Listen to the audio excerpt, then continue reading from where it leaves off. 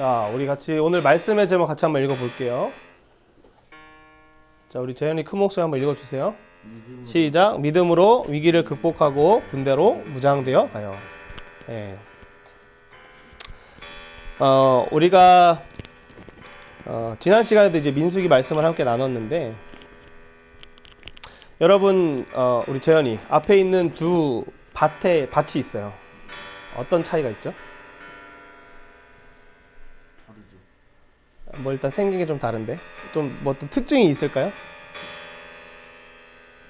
한 밭은 이렇게 되게 깔끔하고, 그렇죠? 한 밭은 잡초가 무성히 자랐어요.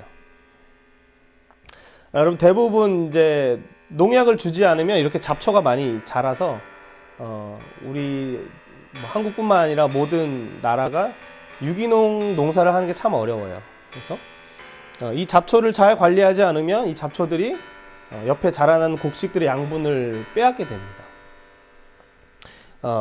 잡초가 무성한 밭을 보면서 여러분, 우리는 우리의 마음밭에도 우리의 마음밭이 잡초가 지금 무성한지, 아니면 이렇게 깔끔하고 정갈해서 열매를 맺는 밭인지 우리가 한번 살펴보기를 원해요. 또 우리의 마음밭뿐만 아니라 우리의 공동체가 이런 잡초가 많은 공동체인지, 갈등과 싸움이 많은 공동체인지, 아니면 그런 싸움이 없고 열매를 맺는 풍성한 공동체인지 우리가 오늘 같이 한번 말씀을 통해서 살펴보기를 원합니다.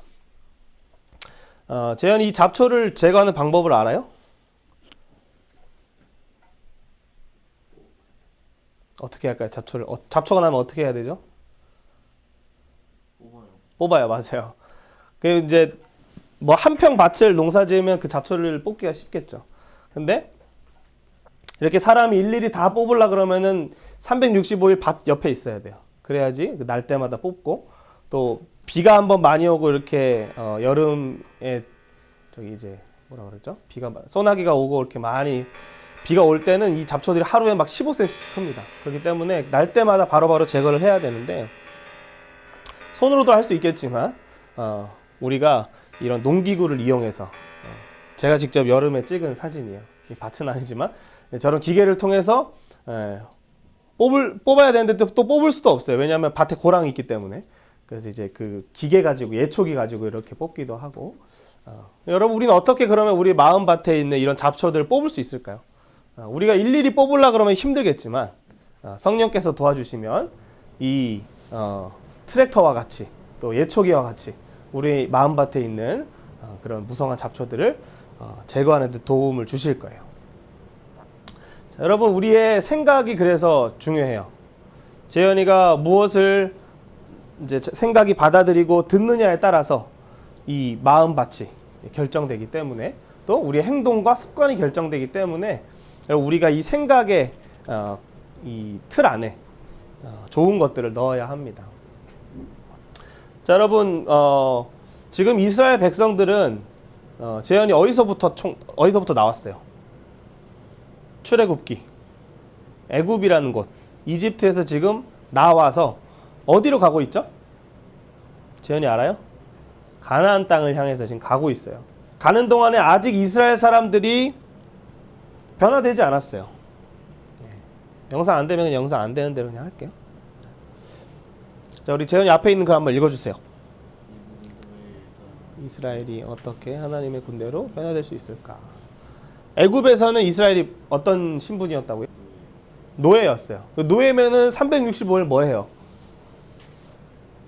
일이죠. 쉬는 게 없어요. 우리는 뭐 주 5일 해가지고 학교도 주 5일만 가고 그렇게 하는데, 이스라엘 사람들은 365일 동안 일을 해야 돼요. 왜? 종이니까. 그런데 이런 노예였던 이스라엘이 어떻게 지금 이제 출애굽을 했는지 우리는 알고 있죠. 6월절 어린 양을 통해 출애굽을 했고, 그리고 지금 가나안 땅을 향해서 가는데 하나님은 이 과정 속에서 이스라엘 사람들을 군대로 무장시키는 거예요. 근데 이 이스라엘 사람은 너무 이제 노예의 근성에 젖어 있기 때문에, 습관들이 노예의 습관이기 때문에 그 습관을 깨트리고 변화하는 게 어려워요. 그런데 어떻게 이들은 하나님의 군대로 천천히 변화되어 가는가, 우리 그걸 볼 수 있어요. 자, 이스라엘 사람들은 애굽에서, 이집트에서 노예였지만 그들은 첫 번째 훈련은 만나 먹는 훈련이었어요. 그리고 구름 기둥과 불 기둥을 따라가는 훈련이었어요. 이걸 다시 얘기하면은 말씀 먹는 훈련, 그리고 기도하는 훈련이에요. 성령님께서 우리에게 알려주시는 그 세미한 음성이 있어요. 우리의 삶에 문제가 일어날 때, 갈등이 있을 때 기도를 해요, 하나님께. 그럼 하나님이 그거를 정말 세밀한 방법으로 가르쳐 주시고 그걸 해결해 주신단 말이에요. 그걸 따라갈 때, 이스라엘 백성들은 구름 기둥, 불 기둥을 따라갈 때 이들은 군대로 이제 무장되었던 거예요. 그래서 이 전체적인 광야의 훈련을 하나님은 뭐라 그러셨냐면 독수리 훈련이라 그랬어요. 독수리 프로젝트. 그래서 하나님은 지금 이 이스라엘 백성을 애굽에서부터 나오게 하셔서 하나님의 새끼 독수리로 지금 훈련하시는 거예요. 재현이 독수리 훈련 어떻게 하는지 알죠? 새끼 독수리를 처음에는 둥지를 이렇게 바람을 일으켜서 둥지에 가시를 찔리게 해요. 그럼 막 푸드덕 거리겠죠? 그 다음은 물어다가 낭떠러지에 떨어뜨리는 거예요. 그럼 어떻게 할까요? 새끼 독수리가. 그렇죠. 날개짓을 하는 거죠. 그러다 날면 이제 나는 거고, 못 날면 이제 엄마 아빠 독수리가 내려와갖고 이렇게 딱 업어서 다시 그 과정을 반복하는 거예요. 그러니까 독수리 새끼가 처음부터 날지는 못하지만 훈련을 통해 나는 것처럼 우리가 처음부터 하나님의 군대면 얼마나 좋겠어요. 근데 우리가 죄의 노예에서 천천히 하나님의 군대로 훈련되는 과정을 독수리 프로젝트와 같다라고 볼 수 있어요. 자, 우리 지난주에 봤지만 우리 재현이 지난주 설교 들었죠? 이스라엘 백성들이 12지파가 있는데 그 지파에서 한 명씩 대표를 뽑아서 그 가나안 땅, 약속의 땅을 정탐하고 와요. 그런데 거기 보니까 포도가 막 엄청 크고 2명이 져야 할 만큼 크고, 그죠? 그리고 자기들보다 키가 큰 거인들이 있어요. 그 사람들 보고 10명은 어떻게 얘기하냐면, 우리는 그들 앞에서 메뚜기와 같습니다. 우리는 저들 이길 수 없습니다. 이렇게 얘기해요. 그런데 2명은 어떻게 얘기하냐면, 하나님이 저 성을 우리에게 넘겨주셨습니다. 그들은 우리의 밥입니다. 라고 얘기하는 거예요. 자, 그 10명의 정탐꾼이 믿음이 없는 반응을 했어요. 그런데 키가 큰 사람하고 싸우면은 당연히 지기가 쉽겠죠. 그죠? 재현이보다 키 큰 선생님하고 싸우면은 누가 이길 것 같아요? 어려운 건 어려운 거죠. 어려운 건 어려운 건데, 근데 이스라엘 사람들이 나올 때 이스라엘 사람들이 스스로가 결단해서 나온 게 아니에요. 하나님이 보시고 들으시고 친히 내려오셔서 유월절 어린 양을 보여주시면서 너희를 구원할 메시아가 오신다라고 약속하신 거예요. 그 약속을 붙잡고 그러면 이 가나안 땅도 우리에게 주시는구나 라는 약속을 기억한 거예요. 근데 이스라엘 백성들이 12지파 중에서 10명을 뽑아서 보낼 때 그 10명의 사람들이 얘기한 건 사실이지만, 그런데 그들이 잊었던 것은 바로 언약이었어요. 그 약속은 뭐였다고요, 재현이? 장차 메시아를 보내 너희를 구원하겠다. 그리고 그 표징으로 가나안 땅을 주겠다라고 약속하신 거예요. 그런데 이 약속을 붙잡지 못하니까, 주실 땅, 그 약속을 온전히 바라보지 못하니까 이렇게 이스라엘 백성들이 침울 가운데 빠지게 돼요. 그런데 하나님이 그러면 이 이스라엘 사람들이 이렇게 어떤 믿음이 없는 상태에 있게 계속 두시는가? 하나님은 출애굽기 12장에서 유월절 어린 양을 보여주셨죠. 그리고 유월절을 지내면서 이스라엘 사람들 계속해서 기억하는 거예요. 장차 우리의 구원자로 오실, 양으로 오시는 그 메시아를 기다리죠. 뿐만 아니라 오늘 이제 민수기 14장에 보면 이따가 말씀도 읽어볼 텐데 옷에다가 이렇게 술이라 그래서 옷단술, 그래서 네 곳에 이렇게 이제 이런 장식 같은 걸 했었는데, 이것을 볼 때마다 하나님의 언약을 기억하는 거예요. 하나님이 계속 언약을 볼 수 있는, 언약을 기억하는 장치를 계속 주시는 거예요. 자, 그럼 무슨 말이냐면, 재현이의 삶의 어려움이 찾아와요, 안 와요? 오죠. 그렇죠? 그 때로는 원하지 않게 무슨 일에 연류가 되기도 하고, 그것 때문에 교육도 들어야 되고, 그런 일이 있잖아요. 근데 그런 일 속에서 하나님이 우리와 함께 하시고 우리를 도와주시겠다라고 약속하셨어요. 그게 이제 예수님이 우리 도와주시는 건데, 그 예수님을 우리는 매 순간 바라봐야 돼요. 문제가 터졌다 그러면 예수님 바라보는 거예요. 문제가 안 터져도 예수님 바라봐야 되는데 그건 어려우니까. 자, 그러면 여러분, 우리는 아까 잡초가 무성한 밭과 같은 것은 믿음이 없는 거예요. 하나님의 약속을 보지 않을 때 우리의 마음에 막 잡초가 자라요. 그 잡초가 자라면 어떻게 되냐면 원망을 말하는 거예요. 불평을 이야기하고. 그래서 이스라엘 사람들이 계속해서 불평을 이야기해요. 아, 우리는 메뚜기 같다. 우리는 그 가나안 땅의 원주민에 비하면 우린 메뚜기다. 너무 작다라고 얘기하는 거죠. 그리고 본인들이 독수리 훈련에 지금 가고 있는 걸 까먹는 거예요.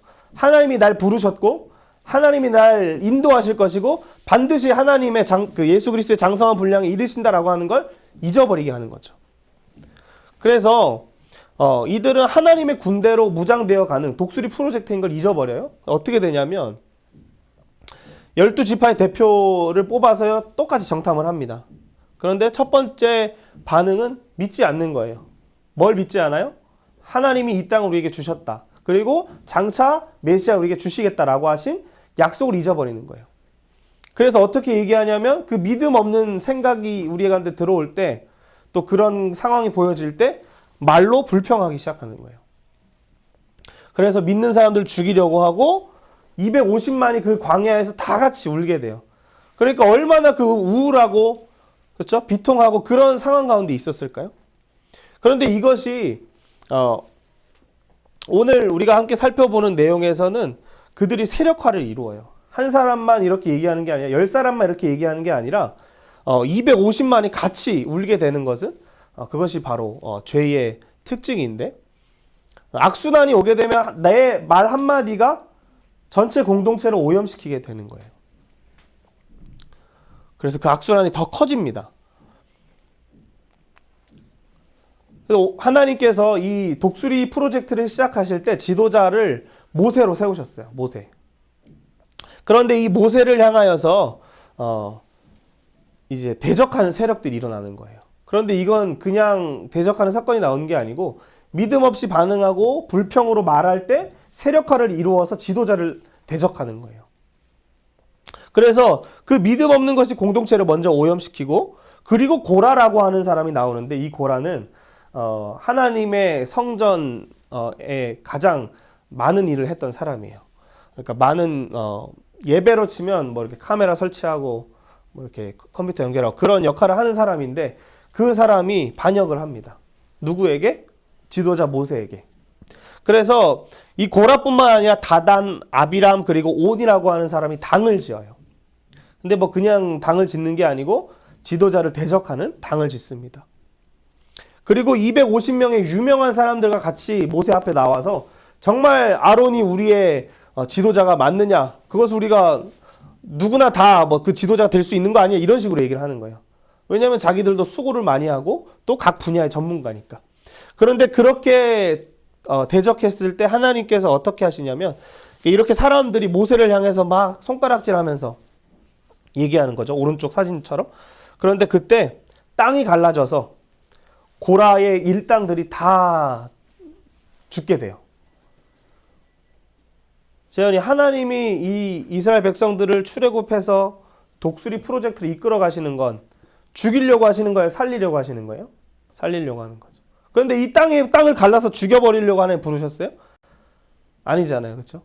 이 원인을 우리는 하나님한테 돌리면 안 돼요. 그 원인은 본인들이 믿음이 없었고 불평을 하고 세력화를 이루어서 하나님을 사실은 대적하는 거예요.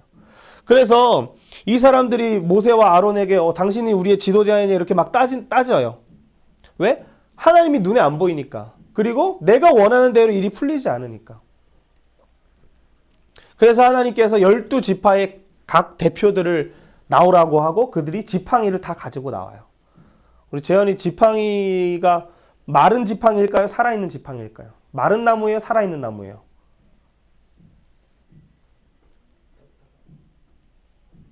보통은 마른 나무로 하죠. 그렇죠? 근데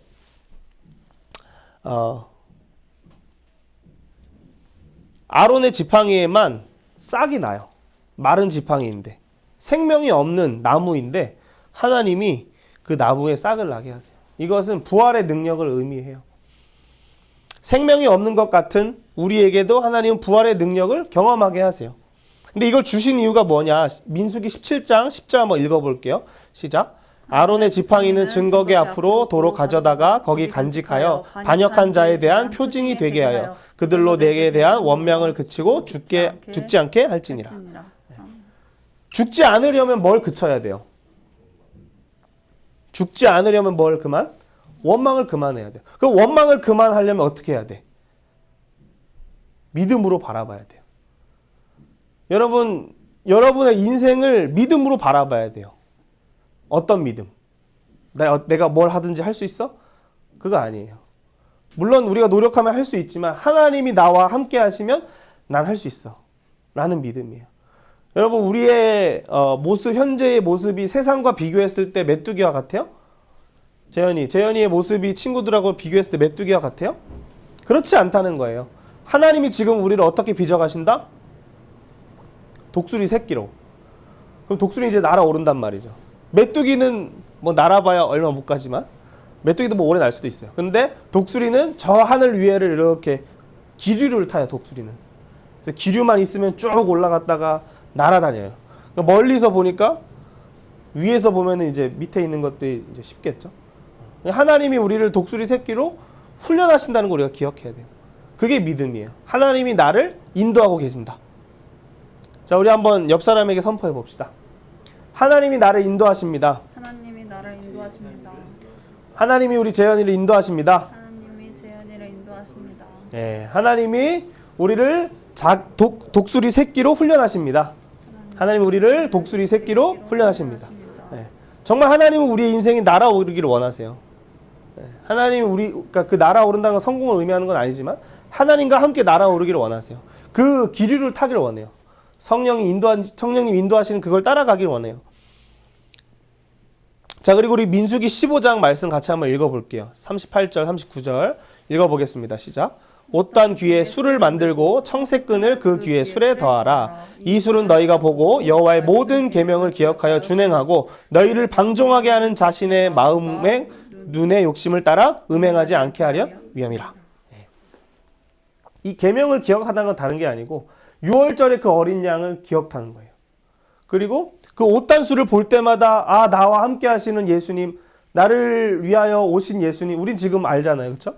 그 예수님을 바라보는 거예요. 그리고 장차 오시는 그 예수님을 기억하는 거예요.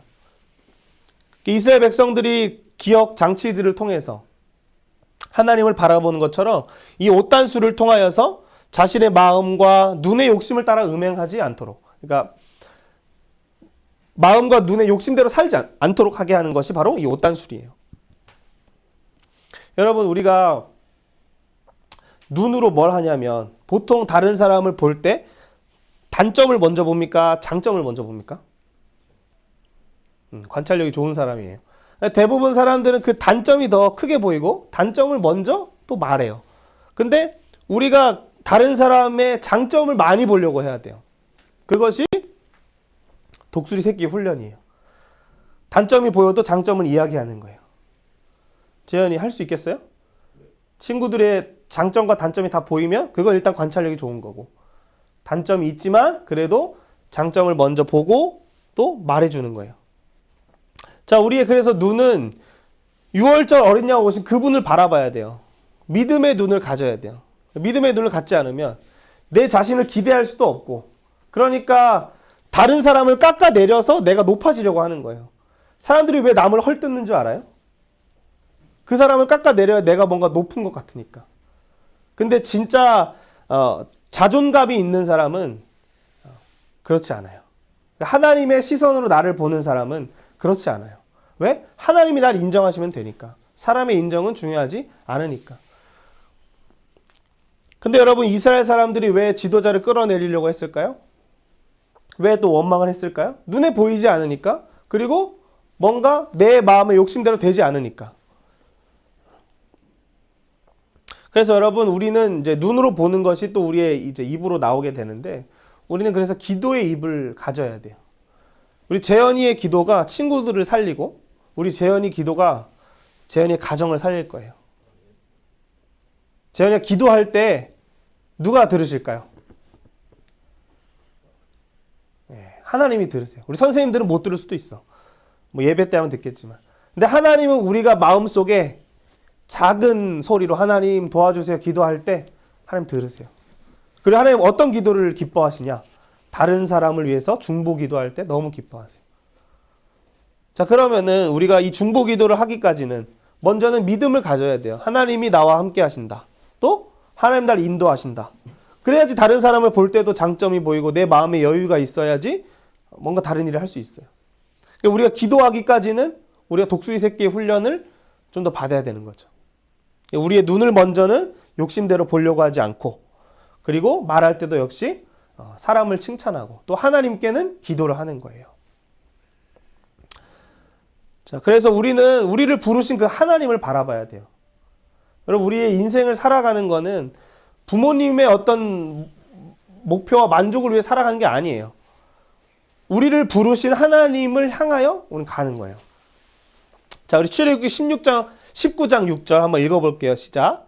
너희가 내게 대하여 제사장 나라가 되며 거룩한 백성이 되리라. 여러분, 하나님이 이스라엘 백성을 뭐라 그랬냐면 애굽의 노예다라고 안 하셨어요. 이제 막 나온 사람들한테 노예가 맞는데 뭐라고 하시냐면 제사장 나라고 거룩한 백성이다. 하나님 우리 재현이에게 이렇게 말씀하시는 거예요. 너는 나의 거룩한 백성이고 제사장 나라다 말씀하시는 거죠. 그래서 여러분, 우리가 아까 잡초가 무성한 밭을 봤잖아요. 이게 잡초가 무성하면 막 원망이 나오는 그런 상태예요. 그런데 우리의 입에서 그런 말들을 우리가 제하여 버리고 사람을 살리는 말을 하고 우리 또 입을 사용해서 하나님께 기도하는 거예요. 그래서 여러분, 우리의 이 생각 가운데 이걸 기억해야 돼요. 나는 하나님의 새끼 독수리다라는 걸 기억해야 돼요. 우리 같이 한번 선포해 봅시다. 나는 하나님의 새끼 독수리다. 나는 하나님의 새끼 독수리다. 하나님은 나를 날기까지 훈련하실 거예요. 우리에게 하나님이 근데 반드시 떨어지기 전에 우리를 잡아주세요. 계속 그렇게 훈련하시는 것을 우리가 기억할 때 또 구름 기둥과 불 기둥을 따라서 움직여야 돼요. 이스라엘 백성들은 그 중심에 구름 기둥이 있었어요. 그 가장 앞에 그 구름 기둥이 움직이면서 이스라엘 백성들은 계속해서 그 구름 기둥을 따라갔는데 그게 동편에 있었고, 이게 바로 이제 예수님을 소망하고 예수님이 오시는 걸 기다리는 걸 상징해요. 이스라엘 백성들이 계속 그 예수님을 바라보면서 살았던 것처럼 우리도 살아갈 때 그 예수님을 바라보면서 사는 거예요. 옆 사람하고 비교하지 말고 뭐 다른 사람의 말 크게 듣지 말고 우리를 부르신 그 예수님을 바라보면서 살아가는 그 인생이 바로 새끼 독수리의 삶입니다. 그래서 우리 재현이 앞에 한번 보세요. 우리 재현이 아직 군대는 안 갔지만 하나님이 재현이를 이렇게 하나님의 군대로 세우기를 원하세요. 제사장 나라고 거룩한 백성이다. 나의 용맹한 군인이 되어라. 하나님 우리를 이렇게 부르고 계세요.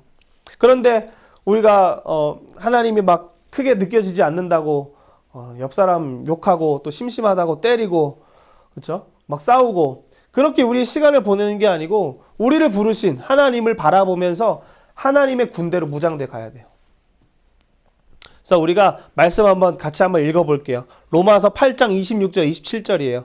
같이 읽겠습니다. 시작. 이와 같이 성령도 우리 연약함을 도우시나니 우리가 마땅히 빌 바를 알지 못하나 오직 성령이 말할 수 없는 탄식으로 우리를 위하여 친히 간구하시느니라. 그러나 이 모든 일에 우리를 사랑하시는 이로 말미암아 우리가 넉넉히 이기느니라.